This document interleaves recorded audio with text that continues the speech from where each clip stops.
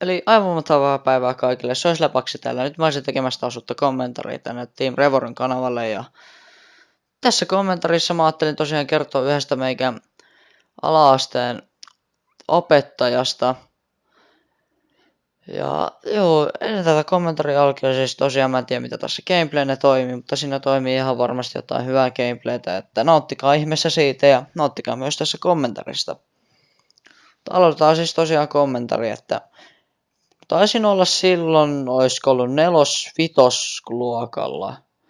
Jossain siinä paikkeilla, niin sit meidän toi opettaja oli kipeänä, niin sitten meille tuli sijainen, niin sit sen sijaisen kanssa me pelleiltiin aika paljon.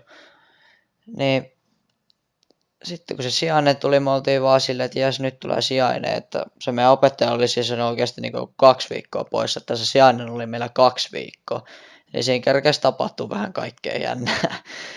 Ja joo, tosiaan me tehtiin vähän kaikkea sellaista tyhmää, me heitettiin sillä kaikkea läppää ja tälleen, sit se joitain ottikin vähän tosissaan ja sitten tälleen, me tehtiin sille jotain pikkupilojakin ja sitten yksi luokkalainenkin, niin se piirsi jotain ihmeen, kun meillä oli historian tunti, niin se piirsi silloin jotain ihmeen naamoja siellä niin kuin jostain kuninkaasta tai tälleen. Sitten luokkalaiset kaikki huusi jotain, että kato siinä on sun mutsi ja kaikkea tällaista, niin se veti sitten siitä aikamoiset kilarit ja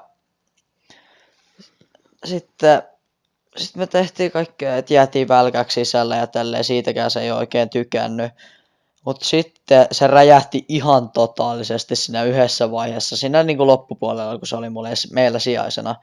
Eikä me jäätiin tosiaan mun 4 vai 3, 5 friendin kanssa, niin me jäätiin niin kuin luokkaan sisälle. Ennen kuin piti lähteä väletunnille, niin me jäätiin piiloon sinne sisälle. Niin sitten me jäätiin siitä kiinni, se jäi meidän kanssa puhutteluun. Piti meille puhuttelua sit siinä ja sitten siinä kävi silleen, että se huusi jotain meille tai puhui meille jotain, sitten me ruvettiin nauraa ihan sairaasti sille, niin sitten se räjähti ihan täysin, se rupesi huutamaan ihan helkutisti, sitten se rupesi jotain raivoamaan, se rupesi hakkaa meidän pulpettejakin ja kaikkea tommoista, ja sitten meidän luokalla oli yksi semmoinen, ketä oli ärsyttänyt sitä aika paljon, sitten se oli siinä porukassa mukana, niin sitten se jäi sinne luokkaan niinku puhumaan sen opettajan kanssa, niin se kuului oven läpi, kun se opettaja huutaa sille mun friendille siellä silleen, että hakkaa sitä pulpettia ja huutaa sille ihan saakelin lujaa kaikkea, että mitä se teki ja miten huono oppilas se ja kaikkea tällaista.